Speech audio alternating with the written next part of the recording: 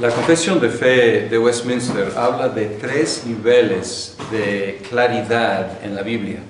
En el capítulo 1, el párrafo F o el párrafo 5, voy a leer, dice: el consejo completo de Dios tocante a todas las cosas necesarias para su propia gloria y para la salvación, fe y vida del hombre está expresamente expuesto en las Escrituras, o se puede deducir de ellas por buena y necesaria consecuencia. A esta revelación de su voluntad nada ha de añadirse, ni por nuevas revelaciones del Espíritu, ni por las tradiciones de los hombres. Sin embargo, confesamos que la iluminación interna del Espíritu Santo es necesaria para que se entiendan de una manera salvadora las cosas reveladas en la palabra, y que hay algunas circunstancias tocantes a la adoración de Dios y al gobierno de la Iglesia, comunes a las acciones y sociedades humanas, que deben arreglarse conforme a la luz de la naturaleza y de la prudencia cristiana, pero guardando siempre las reglas generales de la palabra que han de observarse siempre. Entonces hay 3 niveles. Hay cosas expresamente declaradas. Luego hay cosas deducidas de esas cosas expresamente declaradas, deducidas de ellas por buena y necesaria consecuencia. Pero luego hay un tercer nivel, no sé si hayan captado, pero el tercer nivel es la aplicación con prudencia cristiana de las reglas generales de la palabra de Dios. Y explícitamente menciona aquí algunas circunstancias tocantes a la adoración de Dios y al gobierno de la Iglesia. Este curso tiene que ver con la adoración de Dios y el gobierno de la Iglesia, incluyendo su disciplina.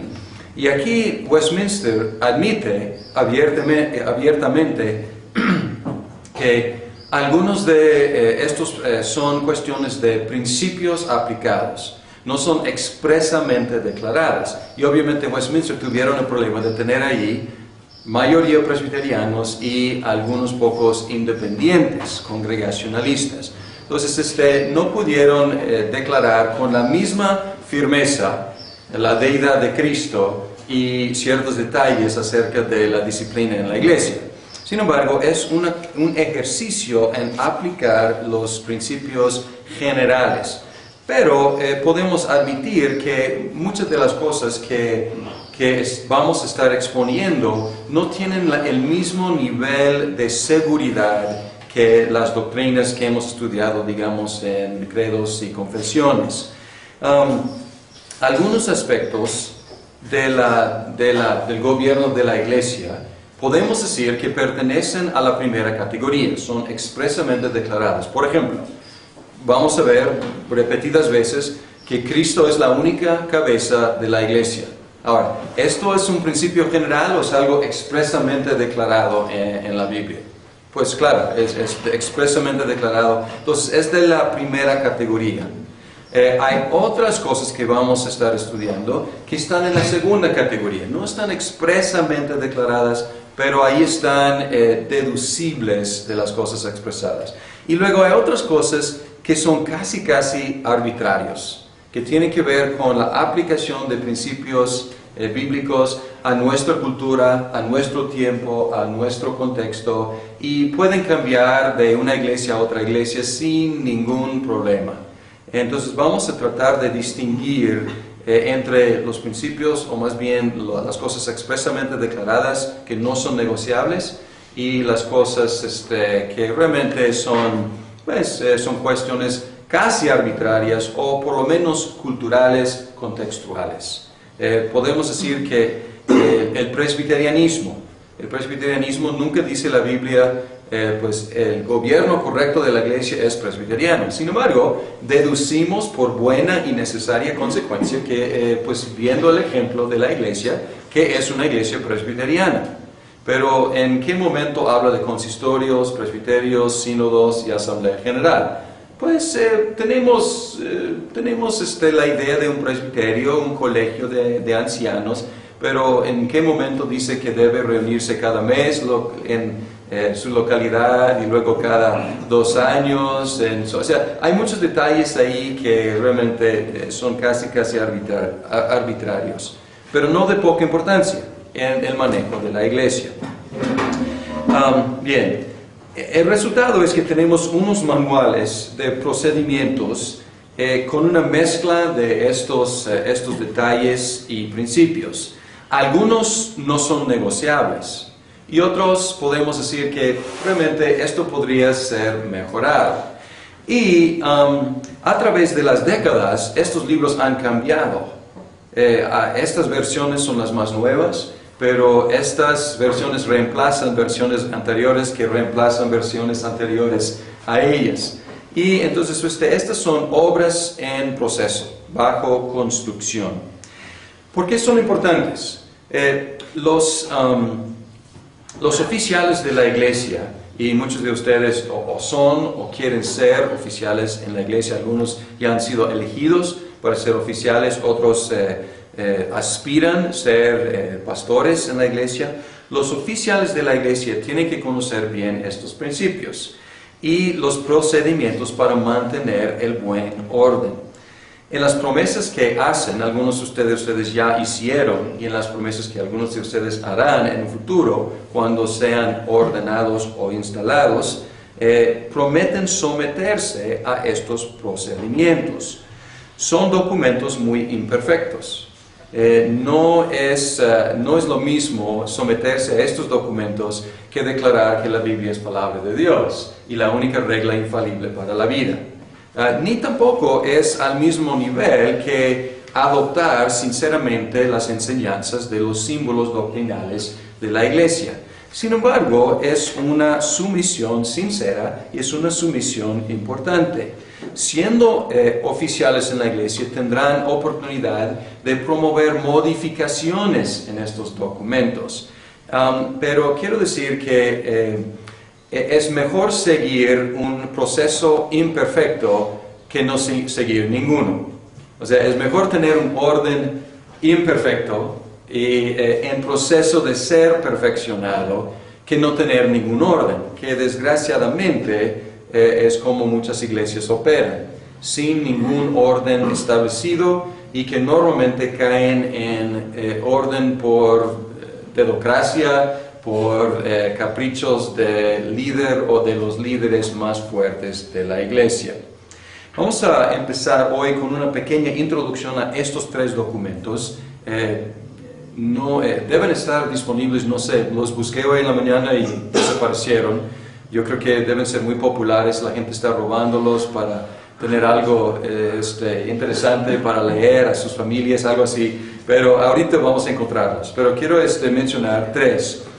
La Constitución, y esta es la Constitución de 2007, que reemplazó la Constitución de 2002, que reemplazó la Constitución de, no sé, 1991 y así. Es mucho más, aquí es la Constitución de 191, y pueden ver que es mucho más breve la nueva Constitución. Y viendo esto, yo me regocijé, dije, qué bueno, están simplificando el libro de orden y gobierno, es el subtítulo aquí. Desgraciadamente, leyendo la introducción, encontré que no es cierto.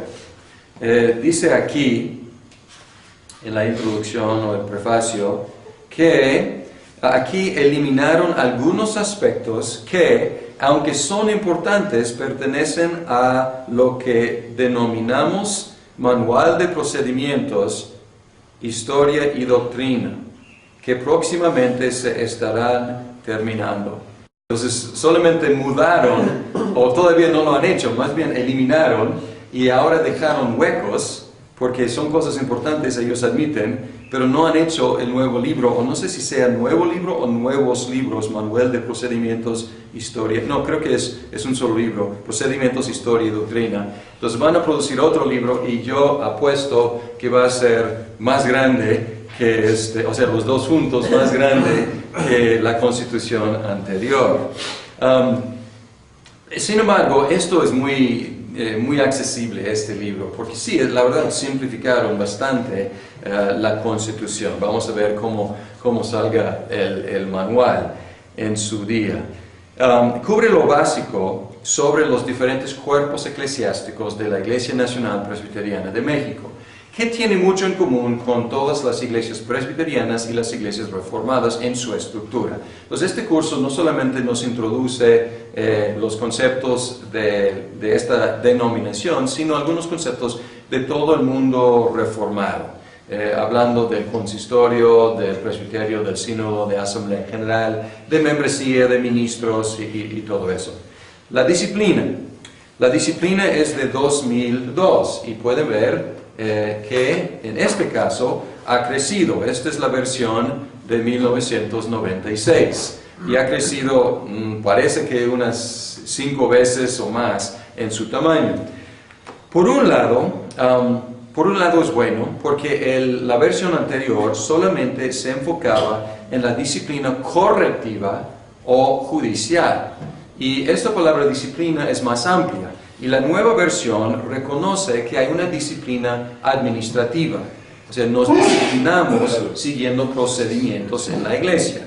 Y qué bueno, o sea, esto tiene una primera sección sobre disciplina administrativa, procedimiento para manejar bien la iglesia, y luego disciplina correctiva o disciplina judicial.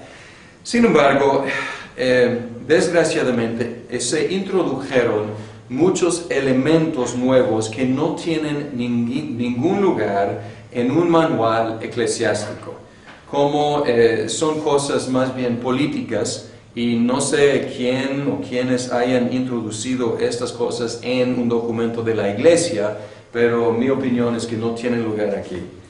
Por ejemplo, tienen apéndices atrás, y los apéndices, la Asamblea General de la Organización de las Naciones Unidas proclama la presente Declaración Universal de Derechos Humanos. Y luego, pues, otro apéndice sobre los derechos de las mujeres, y luego otra declaración de las Naciones Unidas de los derechos de los niños. A lo mejor son buenas declaraciones, sin embargo, no tienen lugar aquí. Entonces, es politizar un documento que debe ser eclesiástico. Vamos a observar estas cosas y, como digo, si somos oficiales en esta iglesia, tenemos oportunidad o tendremos oportunidad de promover modificaciones para ir perfeccionando. Sin embargo, es de suma importancia. Yo empecé a lo mejor negativamente, hablando de cosas que no deben estar aquí, pero las cosas que deben estar aquí son muy importantes porque nos ayudan a practicar la disciplina ordenadamente.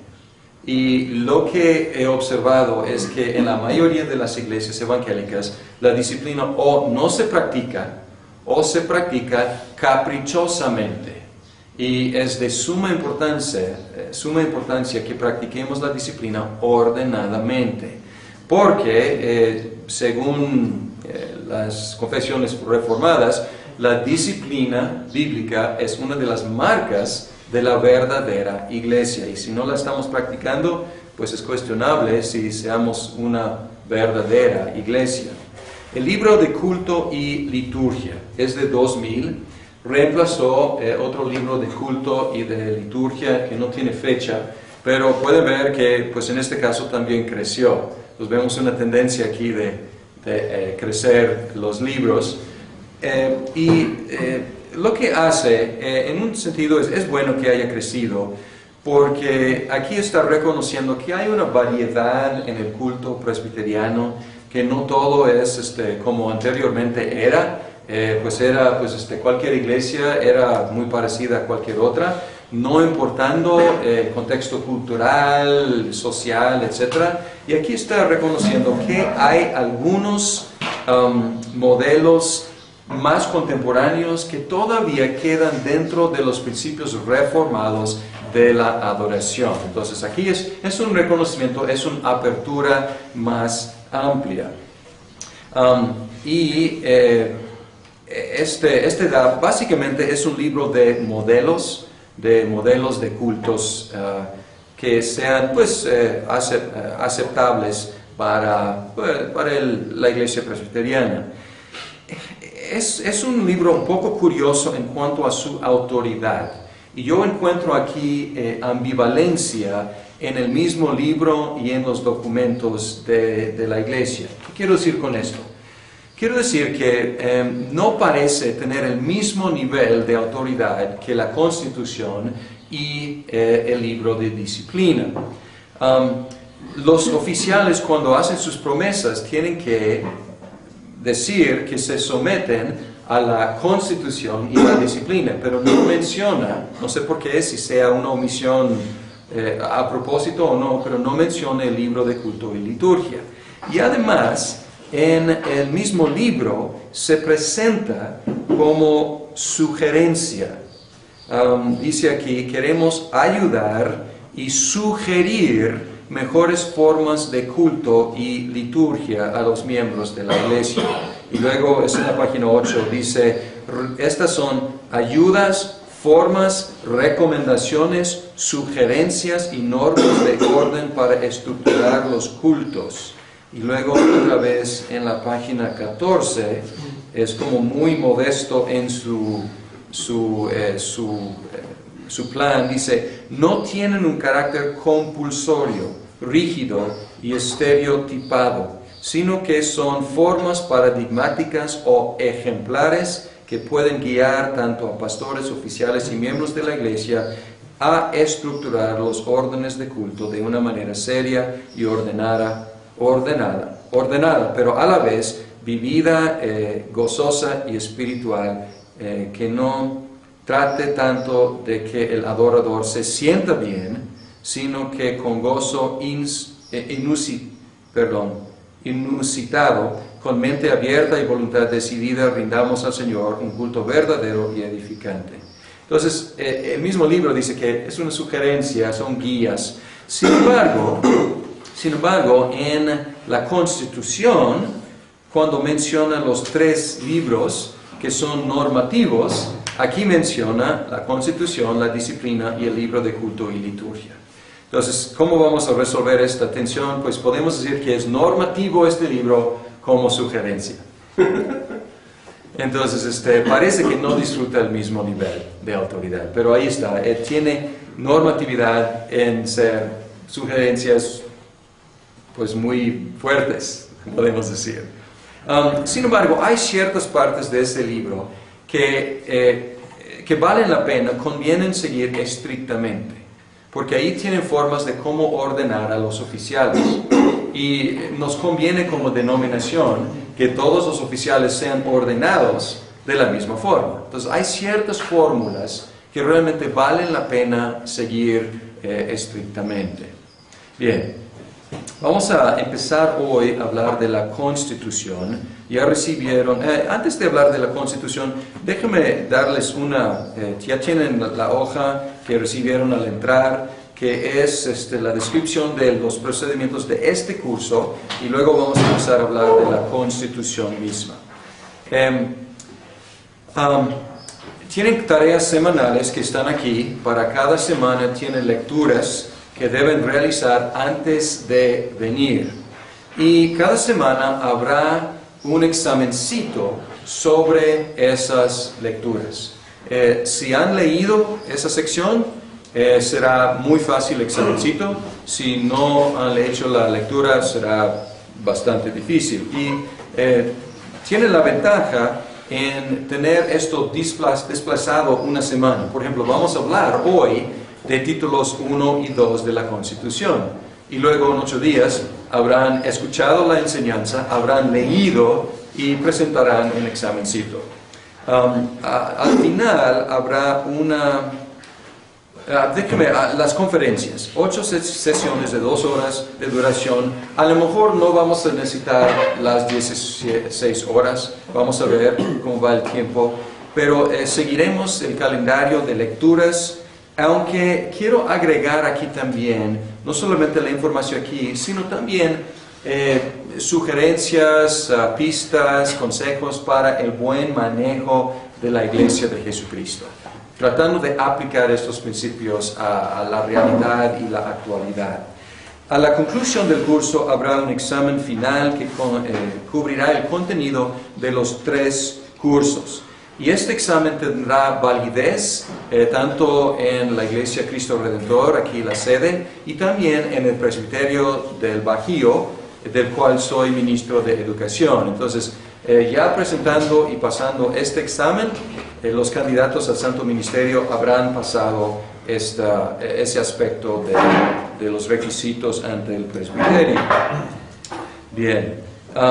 Habrá para los candidatos al ministerio pastoral, habrá otro examen para la ordenación que a lo mejor van a querer adelantar y presentar al mismo tiempo cuando las cosas estén todavía frescas, ¿no? Y esto será, se llama jurisdicción o más bien jurisprudencia eclesiástica, y quiere decir la aplicación de estos principios a casos reales.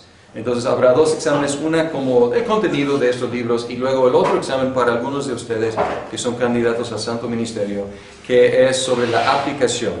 Se presentará un caso y ustedes tendrán que resolver el caso aplicando los principios de estos libros. ¿Ok? Bien, vamos a empezar con la Constitución. Y el capítulo 1 de la Constitución habla de la Iglesia en general, y en el capítulo, hay títulos, hay 5 títulos, y pueden ver el índice. Título 1, la Iglesia en general; título 2, la Iglesia local; título 3, el presbiterio; título 4, el sínodo; título 5, la Asamblea General. Y el capítulo 1 habla del nombre de la Iglesia nuestra. Y empieza así: el nombre es Iglesia Nacional Presbiteriana de México, AR. Es un nombre largo y para mi gusto un poco torpe, sin embargo es significativo. La palabra nacional especialmente es significativa porque enfatiza que la iglesia es dirigida por mexicanos y no por ningún cuerpo extranjero. Y si ven, esto se enfatiza más adelante en la página 21, en el principio 16. Dice: somos una iglesia nacional. Y dice: la Iglesia Nacional Presbiteriana de México, AR, es una iglesia cristiana que pertenece a la familia evangélica y de iglesias protestantes, que es autónoma, de arraigo y sostén nacionales, y no depende o recibe determinaciones del exterior, bien sea de algún poder eclesial, político o económico.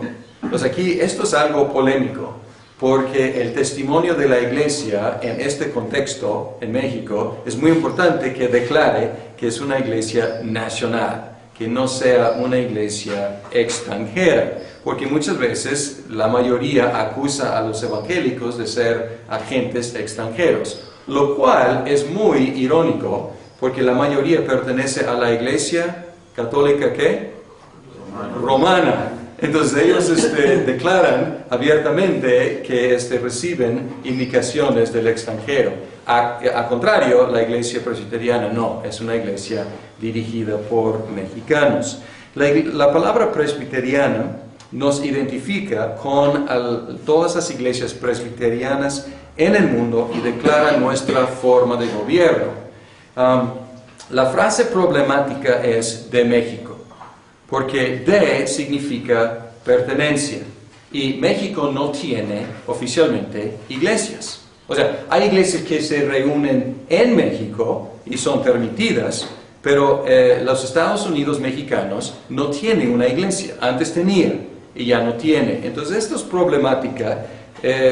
No pertenece la iglesia a México, se reúne en México. Entonces mucho más preferible sería la Iglesia Nacional Presbiteriana en México. Y es una expresión bíblica. A los santos en Jesucristo en Filipos, que se reúnen ahí. Y todo este capítulo tiene un propósito de enfatizar la legitimidad de la Iglesia Nacional, porque luego menciona, da los números de registro, constitutivo, y luego artículo 3 dice, fuimos formados en 1872. Entonces, este capítulo es polémico, es como apologético, está diciendo, somos una iglesia legítima, verdadera, antigua, con raíces antiguas aquí en México y con dirección nacional. Bien, el capítulo 2. El capítulo 2, mucho de este capítulo es redundante. Y es una lástima que haya tanta redundancia, teniendo tantos documentos, hay redundancia. Aquí es redundante con la enseñanza de la Confesión de Fe de Westminster. Y realmente no hay necesidad de repetir información que ya está en otro documento, pero aquí está. Y enfatiza la naturaleza de la iglesia, enfatizando que Cristo es la única cabeza, menciona los títulos de la iglesia en el artículo 5, sus manifestaciones visibles e invisibles, algo que aparece en la Confesión de Fe de Westminster, los 4 atributos. Y vamos a ver esto. Atributos de la iglesia. En el artículo 6 habla de la iglesia en términos nicenos. Dice, es una sola, santa, apostólica y universal. Universal, la palabra tradicional es católica. Entonces está aquí, enfatiza 4 atributos de la iglesia. Y luego el artículo 8 habla de las 3 marcas de la iglesia, son distintas. Los atributos de la iglesia son cosas que son verdaderas acerca de la iglesia, no varían. ¿Qué es la iglesia? La iglesia es una, la iglesia es santa, la iglesia es apostólica y la iglesia es católica universal. Las marcas son las cosas que son la aspiración de la iglesia, son las cosas que deben existir en la iglesia, son las cosas a las cuales la iglesia debe aspirar, practicar con más y más perfección. Y son 3. Son la predicación sincera de la palabra, la administración fiel de los sacramentos y la administración bíblica de la disciplina. Entonces, ustedes que estudiaron los credos y confesiones han escuchado estas marcas. Sin embargo, aquí hay atributos y marcas, que es algo importante tener los dos. Y en nuestros estudios en teología sistemática vamos a hablar un poco más de estos aspectos. Más claramente que la confesión de fe, delinea las 3 marcas, porque en la confesión de fe menciona los elementos, pero nunca dice que hay 3 marcas, y aquí las menciona explícitamente. Y el servicio, en el artículo 9, pueden ver en estos documentos más modernos, pueden ver más énfasis en el servicio a la humanidad, énfasis en cosas como los derechos humanos, la ecología, cosas que realmente son cuestionables, pero aquí el artículo 9, no cuestionables en sí, pero cuestionables para estar en manual de procedimiento para iglesias. Pero el artículo 9, cuando habla de servicio al mundo, es explícitamente evangelístico. Y esto es muy bueno, que no estemos cayendo en el evangelio de acción social, como otras iglesias han caído en simplemente un activismo social. Estamos aquí para servir al mundo, dando a comer a los hambrientos, dando techo a los que no tienen, etcétera, etcétera. Pero ¿qué pasó con el evangelio? Y aquí, gracias a Dios, está protegido esto, porque dice, compartiendo con ellos su amor y fe, o sea, el amor de Dios y la fe en Jesucristo. Entonces, explícitamente evangelístico nuestro servicio a Dios. Capítulo 3, tenemos el artículo 11, que representa confusión. Y aquí, después de haber empezado bien el capítulo anterior, distinguiendo entre atributos y marcas, aquí hay confusión. Porque dice, los cristianos presbiterianos nos adherimos a los credos históricos y a las confesiones y catecismos emanados de la Reforma Protestante. Perfecto. Y luego dice que estos han expresado con firmeza las marcas de la iglesia, declarando que esta es una santa, apostólica y universal. Y no es correcto. O sea, no son las marcas de la iglesia, son los atributos de la iglesia. Entonces hay una confusión aquí. Después de haber empezado bien, pues confundieron dos diferentes categorías.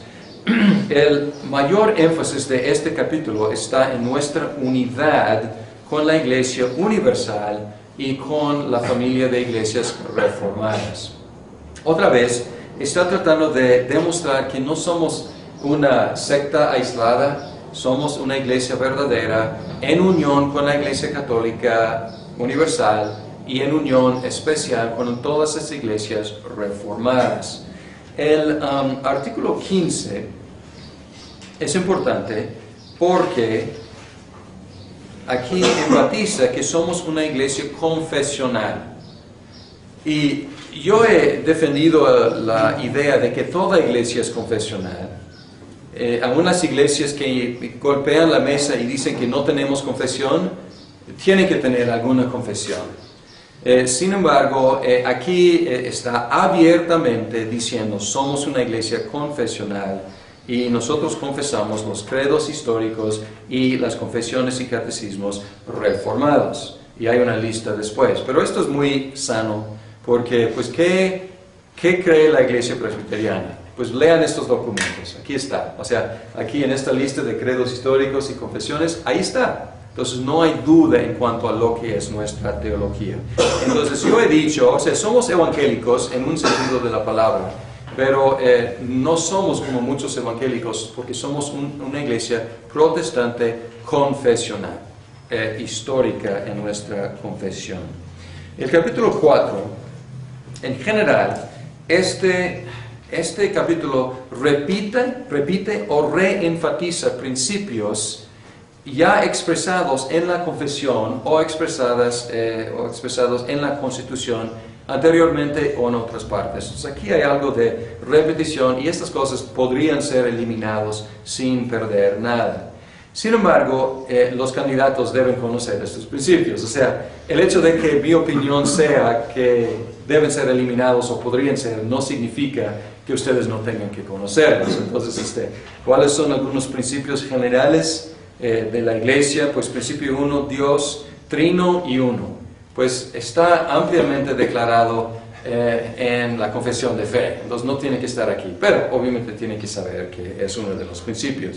Y lo malo de repetirlos aquí es que probablemente no están expresados con tanta exactitud y elegancia como están ya expresadas estas doctrinas en la confesión de fe. Entonces realmente, pues más aquí realmente es menos. O sea, tenerlo dos veces realmente no ayuda. El principio 7 declara algo de importancia, que hay 3 oficios en la iglesia.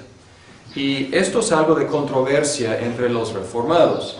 En algunas iglesias reformadas, como en Ginebra, bajo Calvino, había 4 oficios: diácono, anciano, pastor y doctor o maestro. Y la mayoría de las iglesias reformadas y presbiterianas están entre 2 o 3 oficios. El diácono, anciano, y el pastor es otro oficial, otra categoría, o es simplemente uno de los ancianos con una responsabilidad especial. Mi iglesia en los Estados Unidos es de 2 oficios. Hay diáconos, hay ancianos gobernantes y hay ancianos docentes, que también se llaman pastores. Pero mucha gente dice que es como de 2 y medio, porque en la práctica muchas veces los pastores, su rol es bastante distinto del rol de los ancianos. Y aquí abiertamente declara que hay 3 oficios. Hay pastores o ministros de la palabra y los sacramentos, ancianos y diáconos. Y el capítulo 5, aquí hay objetivos, una lista de objetivos que están en el primer párrafo. Hay una lista. y son maneras concretas de llevar a cabo la misión de la iglesia. Debo regresar y encontrar la misión de la iglesia. ¿Dónde está declarada? Usa las palabras de la confesión. Dice que la misión de la iglesia es reunir y perfeccionar a los santos. Y ya lo perdí. Está anterior al capítulo 5. Y yo tenía, según yo, estaba subrayado. Aquí está. En la misión. Es artículo 7. Y dice, después de las definiciones hay misión. Y habla de a fin de reunir y perfeccionar a los santos. Y luego capítulo 5 son los objetivos. Pues tenemos misión y luego bajo misión tenemos objetivos principales.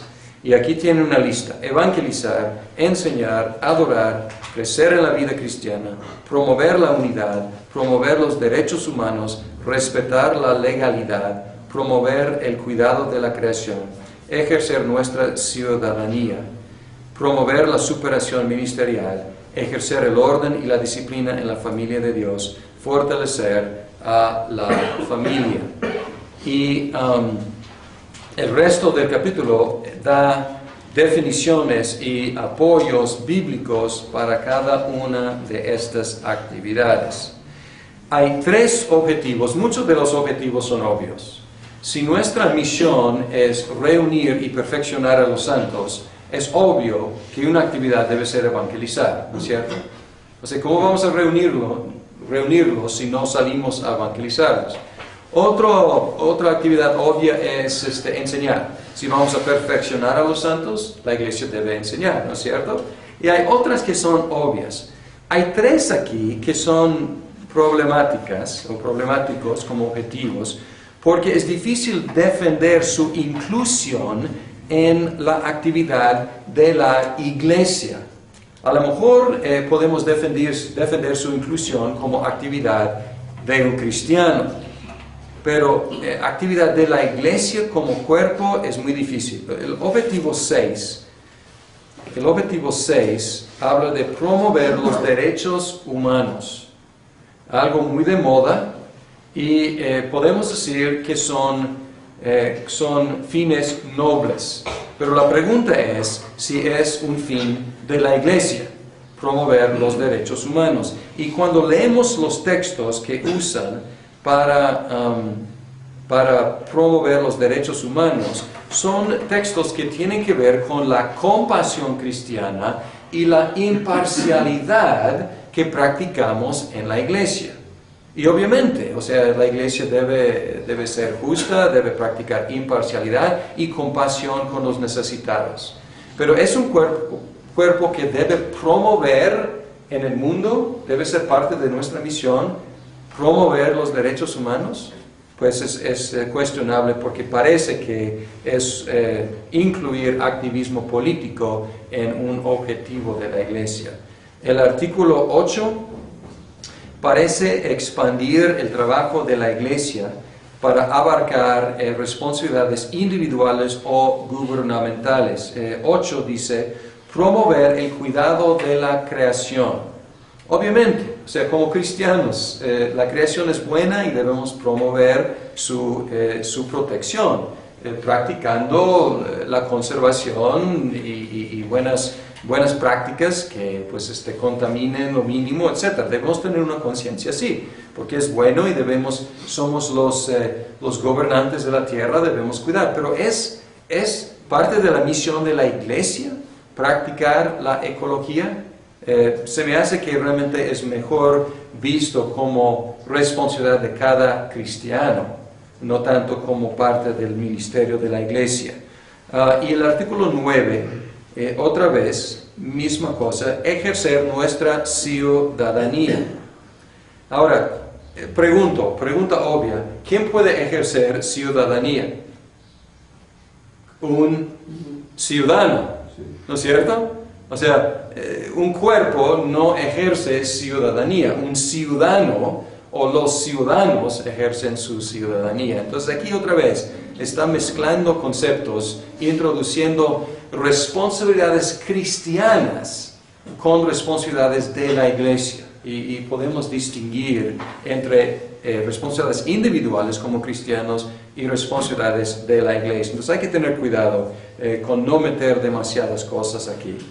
Capítulo 6. ¿Qué es superación ministerial? Superación ministerial es como educación continua, actualización de los ministros, que los ministros sigan estudiando y que la iglesia siga apoyando. Y esto podría caer bajo el rubro de educación. No solamente educamos a los miembros, seguimos educando a nuestros propios ministros. Es la idea ahí. Capítulo 6 explica el escudo y la bandera de la Iglesia Nacional Presbiteriana de México. Que para mí no son quizás de las cosas más importantes, pero de todos los exámenes que he visto en el presbiterio, preguntan qué son el escudo y tienen que mencionar cada elemento del escudo y qué significa, y cada color del escudo y de la bandera y qué significa.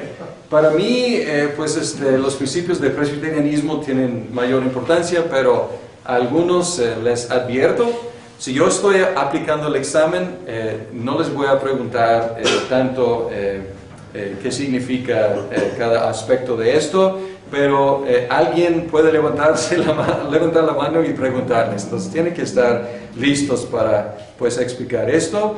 Y también presenta el himno oficial de la iglesia, que es Soberano Señor de los mundos. Entonces es un himno como marcial, y todos los candidatos deben poder cantar a capela ante el presbiterio este himno. Bien, y si no pueden cantarlo sin ver la letra, pues va a ser muy grave para ustedes. Bien, ok, capítulo 7. Capítulo 7 habla de los símbolos doctrinales. Y el artículo 24 tiene 11 símbolos doctrinales. Y aquí se han multiplicado. Y si vemos versiones anteriores de la Constitución, eran menos. Y ahora hay una tendencia de hacer el libro más chiquito, pero agregar principios y documentos aquí. Históricamente, las iglesias presbiterianas han mantenido solamente los tres de Westminster: la Confesión de Fe de Westminster, el Catecismo Menor y el Catecismo Mayor. Tradicionalmente, las iglesias reformadas continentales han tenido 6 documentos, 3 credos, el credo de los apóstoles, el credo niceno-constantinopolitano y el credo de Atanasio, y 3 confesiones reformadas, los sínodos de Dort, la confesión belga y el catecismo de Heidelberg. Entonces aquí agarraron todos estos, o sea, los 9, y luego añadieron el catecismo de Ginebra, que casi no se utiliza en ningún lado hoy en día, y también un librito que se llama La Institución de la Religión Cristiana por Juan Calvino. Ahora, la inclusión de tantos documentos reconoce su importancia en la historia de la Iglesia Universal y la historia de las iglesias reformadas. Y en un sentido nos unifica más con otras ramas de la Iglesia. Porque no solamente los reformados continentales, sino también los presbiterianos estamos diciendo Heidelberg, excelente, belga, qué bueno. Entonces, qué bueno, tenemos algo en común que no teníamos en común. Sin embargo, introduce algunas contradicciones en nuestros símbolos doctrinales, porque estos libros no son exactamente de acuerdo con todo. Y si hay pequeñísimas diferencias entre la Confesión de Fe de Westminster, el Catecismo Menor y el Catecismo Mayor, pequeñísimos detalles, pues hay detalles un poco más grandes entre, digamos, el catecismo de Heidelberg y los catecismos de Westminster. Entonces ahora estamos en una posición de decir, pues, ¿cuál es? Y parece que al agregar tantos, estamos dando más libertad. Alguien podría decir, por ejemplo, estoy de acuerdo con la perspectiva de Westminster sobre el Día del Señor, y otro candidato podría decir, no, yo estoy de acuerdo con la perspectiva del Catecismo de Heidelberg. Parece que alguien podría decir, yo voy con la perspectiva reformada sobre la adopción, y otro podría decir, no, yo afirmo la perspectiva presbiteriana sobre la adopción. Entonces, hay pequeñas diferencias allá que a lo mejor es un intento, o no tomaron en cuenta las diferencias, o es un intento de como abrir un poco más lo que aceptamos en la iglesia presbiteriana. No digo que sea una apertura grave, al contrario, son cosas muy aceptadas en el mundo reformado. Sin embargo, introduce algo de contradicción. Y otra cosa, la institución de Calvino no es un símbolo. Es un tomo o dos tomos, no es simbólico, es todo el paquete. Un símbolo es, por definición, es un resumen de la fe. Y la institución de la religión cristiana es una maravilla y todos deben leerlo. Sin embargo, no es un símbolo, entonces no tiene lugar ahí. El artículo 26 protege los símbolos de cambios caprichosos, y esto es muy saludable, porque dice, para proceder a reformar los símbolos doctrinales se requiere el consentimiento de 3/4 partes de los H presbiterios, honorables presbiterios, y los R sínodos. Las reformas que la Iglesia considere hacer a estos se realizarán de manera que marca el manual de procedimientos. Entonces, dos protecciones aquí. Una protección, 3/4 partes tiene que aprobar, y una protección aún mayor, tiene que seguir la manera que marca el manual de procedimientos, que no existe. Y esto es una protección excelente, porque no puedes seguir procedimientos que no existen. Entonces, para mí, si tomamos esto muy textualmente, no puede haber cambios hasta que exista este manual. Bien, pero es reconocer que estos son documentos no hechos ligeramente, sino con mucha deliberación, y no debemos estar jugando con ellos o cambiando ligeramente. Los capítulos 8 y 9 no agregan casi nada. No dicho a lo que está dicho en otras partes. Deben leer, obviamente deben saber lo que está aquí, pero no agregan casi nada. Habla del culto cristiano, habla de los sacramentos, pero pues es información cortos estos capítulos, y es información contenida en otros documentos de la Iglesia, sobre todo Westminster. Vamos a tratar de distinguir entre los principios, o más bien las cosas expresamente declaradas que no son negociables, y las cosas que realmente son cuestiones casi arbitrarias, o por lo menos culturales, contextuales. Podemos decir que el presbiterianismo nunca dice la Biblia, pues el gobierno correcto de la iglesia es presbiteriano. Sin embargo, deducimos por buena y necesaria consecuencia que, pues viendo el ejemplo de la iglesia, que es una iglesia presbiteriana.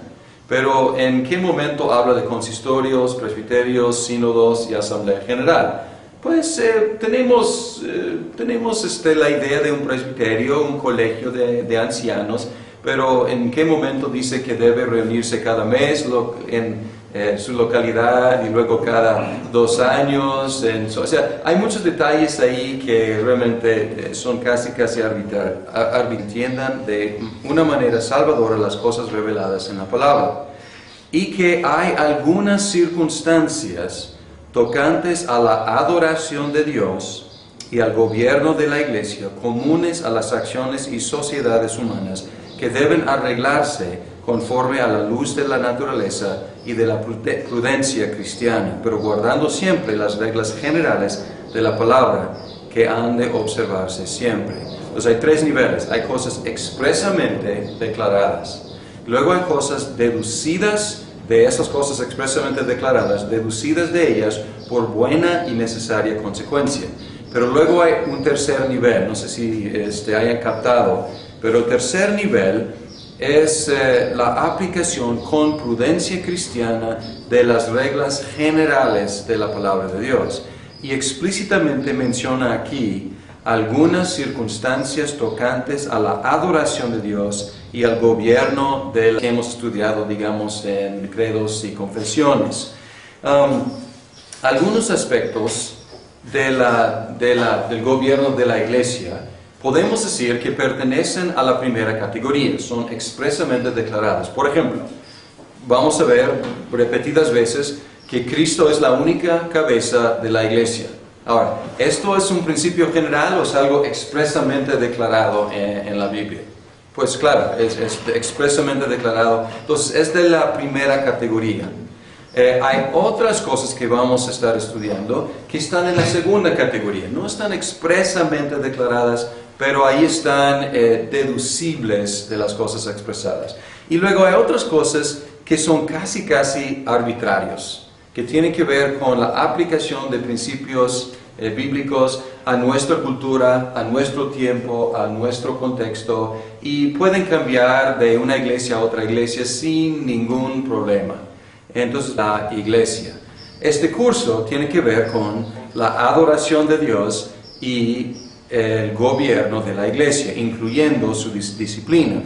Y aquí Westminster admite abiertamente que algunos de estos son cuestiones de principios aplicados, no son expresamente declaradas. Y obviamente Westminster tuvieron el problema de tener ahí mayoría presbiterianos y algunos pocos independientes, congregacionalistas. Entonces no pudieron declarar con la misma firmeza la deidad de Cristo y ciertos detalles acerca de la disciplina en la iglesia. Sin embargo, es un ejercicio en aplicar los principios generales.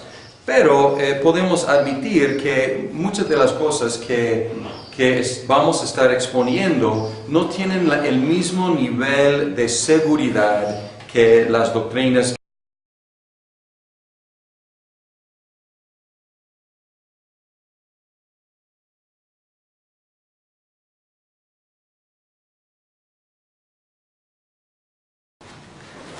La Confesión de Fe de Westminster habla de 3 niveles de claridad en la Biblia.